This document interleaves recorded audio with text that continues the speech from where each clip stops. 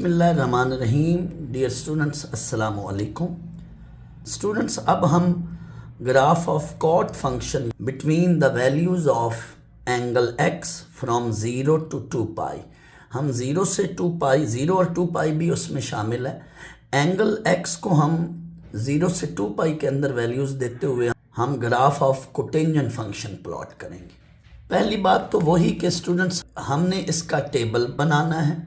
Students, यहाँ अब calculator पर कॉट फंक्शन तो है नहीं, हमने फिर क्या करना है, कैलकुलेटर पर हमने कॉस ओवर साइन एक्स की कमांड देते हुए, तो स्टूडेंट्स अब आपने सारा वही मॉड प्रेस करना है। कैलकुलेटर पर 7 नंबर पर टेबल आएगा, 7 प्रेस करना है तो वो फंक्शन मांगेगा। स्टूडेंट्स, आपको फंक्शन अब कॉट एक्स लिखना है, बट कैलकुलेटर पे तो साइन कॉस या टैन है। ये देखें, साइन है, कॉस है या टैन है। तो आपको कॉट बनाने के लिए क्या करना है, आपने स्टूडेंट्स ये जो ए ओवर बी फॉर्म में बटन है ना, ये फ्रैक्शन वाला, इस बटन की हेल्प से आपने क्या करना है, कॉट बनाना है, यानी कॉस ओवर साइन।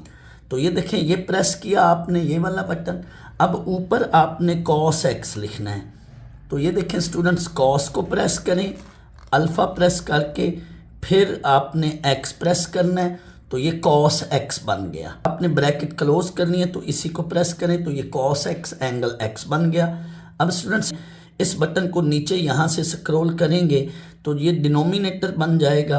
अब डिनोमिनेटर में आपने साइन, अल्फ़ा, ये वाला बटन, साइन के बाद अल्फ़ा, फिर ये वाला बटन, एक्स एंगल बनाना है। अब एंगल को क्लोज करना है, ब्रैकेट को, तो ये देखें आपने क्लोज कर दिया, तो ये कॉट बन गया, यानी दूसरे लफ्ज़ों में cos x over sine x. Next आपने इक्वल प्रेस करना है अगले स्टेप पर जाने के लिए। तो जाहिर है ये स्टार्ट अब मांगेगा, यानी कैलकुलेटर आपसे पूछ रहा है कि स्टार्ट कहाँ से लेना है। तो आपने यहाँ 0 से 360 तक जाना था, तो आपने 0 प्रेस किया, ये 0 प्रेस किया, स्टार्ट वाला आ गया। अब अगले स्टेप पर जाने के लिए इक्वल प्रेस करेंगे। नेक्स्ट वो एंड मांग रहा है स्टूडेंट्स के टेबल को मुझे एंड कहाँ पे करना है, तो यहाँ आपने 360 प्रेस कर दें। अब आपके साथ वो स्टेप मांगेगा कि डिफरेंस यानी स्टेप साइज़ कितना रखना है। तो जब एंगल एक्स हो तो हम हमेशा 30 का स्टेप रखते हैं, तो 30 प्रेस किया। अब स्टूडेंट्स आपको ये टेबल दे रहा है, ये देखें, अब आपको वो टेबल बना कर दे रहा है। स्टूडेंट्स, ये टैन में भी बात याद रख लें और कॉट में भी, जहाँ लफ्ज़ एरर लिखा आएगा वहाँ पे इन्फिनिटी है, लेकिन कहीं कहीं माइनस इन्फिनिटी भी बनता है, कहीं कहीं प्लस इन्फिनिटी भी बनता है, बट कैलकुलेटर तो सिर्फ एरर लिखेगा। तो वो मैं आपको स्टूडेंट्स अभी बताता हूँ कि प्लस इन्फिनिटी कहाँ पे बन रहा होता है और माइनस इन्फिनिटी कहाँ पे बन रहा होता है। तो आए स्टूडेंट्स, टेबल के अंदर ये मैं सारी चीज़ें आपको क्लियर करता हूँ।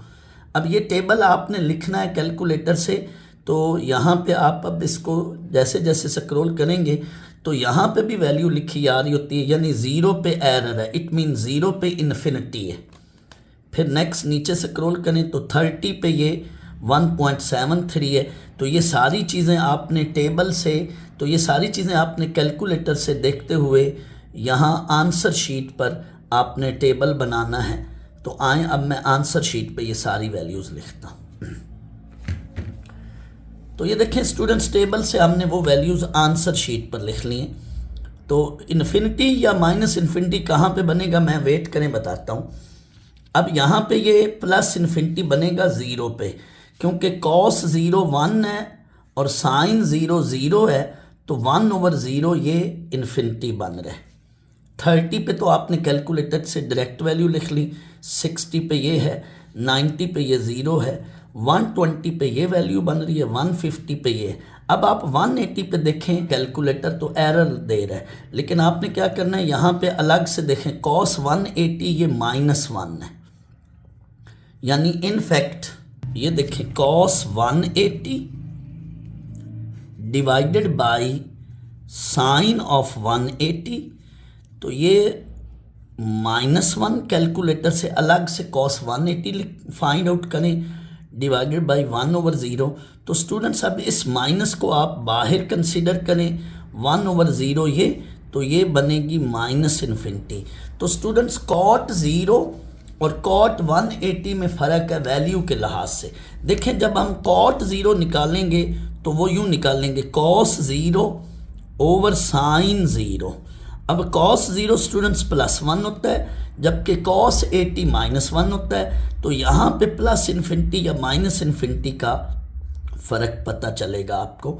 तो कॉस ज़ीरो प्लस इन्फिनिटी, हालांकि ये कोई इतनी बड़ी बात नहीं है, लेकिन थोड़ा सा बारीकी में आप जाएं, अच्छे स्टूडेंट्स को इसका फ़र्क का वाज़े पता चलना चाहिए कि टेबल में आपने प्लस इन्फिनिटी कहाँ लिखना होता है और माइनस इन्फिनिटी कहाँ।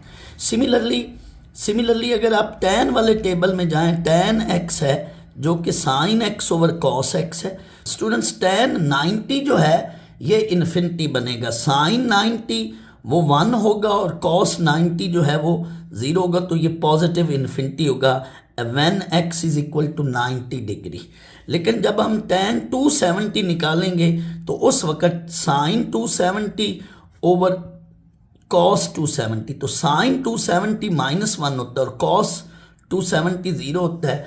तो tan 270 पे क्या होगा, वो माइनस इन्फिनिटी होगा। तो ये फ़र्क भी आपने जहन में रखना है। tan के टेबल में ये इस तरह से, बट cot के टेबल में ये इस तरह से, आपने ये फ़र्क याद रखना है। टेबल के अंदर यानी प्लस इन्फिनिटी या माइनस इन्फिनिटी कहाँ बन रहा है, ये आपने फ़र्क वाज़े टेबल में लिखना है। तो 180 पे माइनस इन्फिनिटी, 210 पे ये वाली वैल्यू आएगी। सिमिलरली आगे 360 तक आगे ये वैल्यूज़ हैं। तो 270 पे 0, 300 पे ये, और 360 पे फिर जाके इन्फिनिटी बनेगा, ये आप चेक कर लेना। अब चूंकि वैल्यू 0 से 360 तक हैं, तो scale along x axis 1 big square 60 degree and scale along y axis 1 big square equal to 1। ये तो मैंने आपको पहले भी बताया हुआ। अब आगे स्टूडेंट्स एक बात याद रख लें। अब स्टूडेंट्स यहाँ पे फिर वही बात कि एंगल x की वो वैल्यूज़ जहाँ पे फंक्शन यानी y की वैल्यू इन्फिनिटी या माइनस इन्फिनिटी बन रही है, हम एंगल x की उन वैल्यूज़ पर वर्टिकल लाइंस बनाएंगे। तो देखें स्टूडेंट्स, मैंने पहले 0 पे इन्फिनिटी बन रहा था, तो यहाँ पे 0 पे ये वर्टिकल लाइन बनाई। 180 पे माइनस इन्फिनिटी बन रहा था, तो एंगल x की उन वैल्यूज़ पर आपने वर्टिकल लाइन बनानी है जहाँ इन्फिनिटी बने या माइनस इन्फिनिटी बने। तो 180, 360 एंड 0, इन पे मैंने पहले वर्टिकल लाइंस बना ली। बाकी तो वही काम है, 1 बिग स्क्वायर 60, फिर 120, फिर 180, इस तरह से 60 के गैप के साथ पॉइंट शो करें, उनके मिड पे फिर आपने 30 या 90 इस तरह से ये शो कर लेना। अच्छा, अब आपको एक और बात भी स्टूडेंट्स बता दूं, जहाँ पे y इन्फिनिटी या माइनस इन्फिनिटी बन रहे हैं, वहाँ पे जो हम वर्टिकल लाइन बनाते हैं, आप लोगों की मर्ज़ी है कि वो वर्टिकल लाइन, फ़र्ज़ करो ये 180 पे माइनस इन्फिनिटी था, तो वो वर्टिकल लाइन यूँ सॉलिड लाइन, ये वाली सॉलिड लाइन है, सॉलिड लाइन यूं भी बना सकते हैं, this is called solid line. और वही वर्टिकल लाइंस आप स्टूडेंट्स ये डैशेस लाइन में भी बना सकते हैं, डॉट या डैशेस, ये डैशेस फॉर्म में है, और ये जो वर्टिकल लाइन है ये यूं सॉलिड लाइन है। तो सॉलिड फॉर्म में बना लें या यूं डैशेस फॉर्म में बना लें, ये आपकी मर्जी है। जिन एंगल x की वैल्यूज़ पर y इन्फिनिटी बन रहा है, उन एंगल्स पर आपकी मर्ज़ी है, ये जो वर्टिकल लाइन है ये डैशेस फॉर्म में बना लें, ये डैशेस फॉर्म है, डॉट या डैशेस फॉर्म, या फिर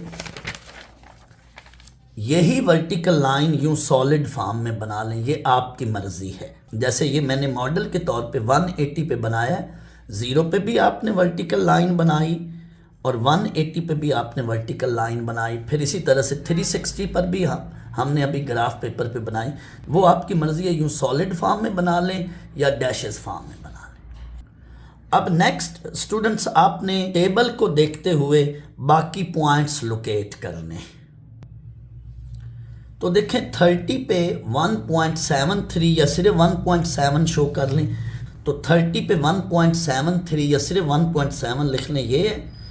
नेक्स्ट स्टूडेंट्स 60 पे 0.57 ये है, फिर 90 पे 0 था टेबल के अंदर, ये 120 पे -0.57 वो नीचे है 120 पे, फिर 150 पे -1.73 है, और 180 पे इन्फिनिटी जो कि ये वर्टिकल लाइन है। नेक्स्ट 210 पे अगेन 210 पे क्या है जी 1.73 ये ऊपर चली गई वैल्यू।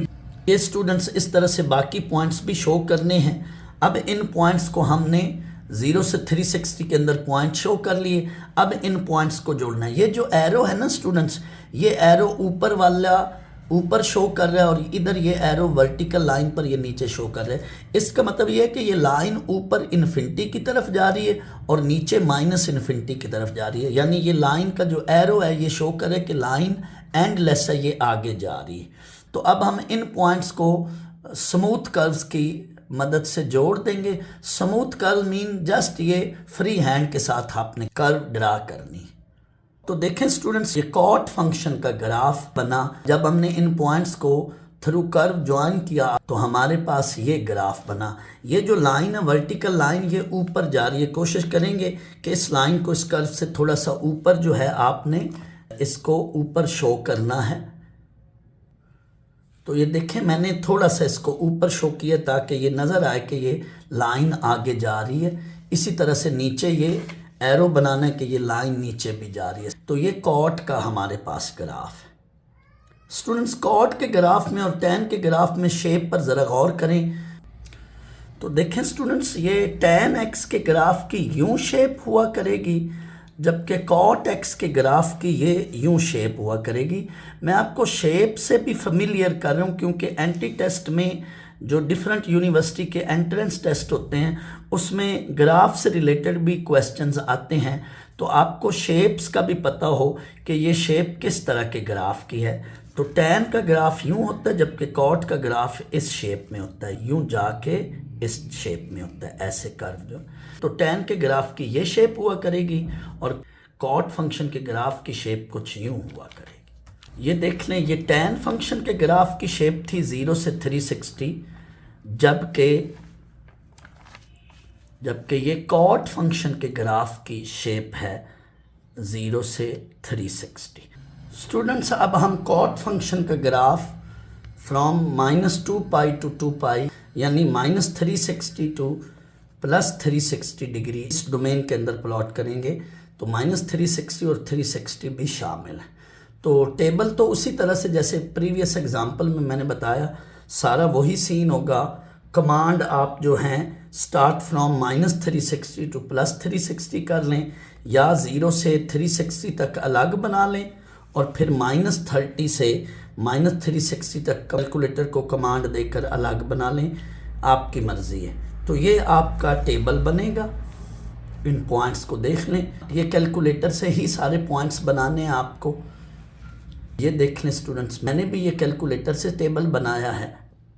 अब आप रिकॉल करें, -360 से +360 हो या 0 से 720 हो तो स्केल आपने ये रखना है। तो scale on x axis 1 small square equal to 10 degree and scale along y axis 1 big square equal to 1 scale. Students, ये रखना है।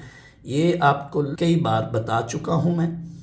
अब आपने इन पॉइंट्स को ग्राफ पेपर पे लोकेट करना है और फिर उन पॉइंट्स को जब आप स्मूथ कर्व्स के साथ ज्वाइन करेंगे तो आपको ग्राफ मिलेगा। पहले वही बात कि x की उन वैल्यूज़ पर आपने वर्टिकल लाइन बनानी है जहाँ पे y इन्फिनिटी है या माइनस इन्फिनिटी है।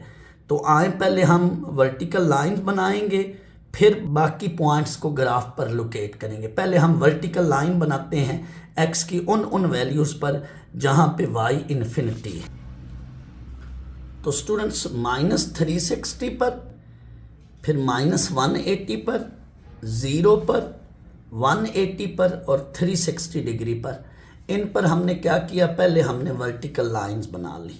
बाकी सारी वही स्टोरी, आपने पॉइंट्स को शो कर लेना है। ये देखें, सारे पॉइंट्स मैंने शो किए हुए हैं। आप खुद जब प्रैक्टिस करेंगे तो बड़े आराम से ही ग्राफ प्लॉट हो जाएगा। अब ये पॉइंट्स मैंने शो किए हुए हैं। स्टूडेंट्स, इन पॉइंट्स को जब हम आपस में ज्वाइन करेंगे तो जैसे पिछले ग्राफ में आप देखें 0 से 360 में शेप बनी थी, यहाँ पे भी वैसे ही शेप बनेगी। आए ज़रा देखते हैं।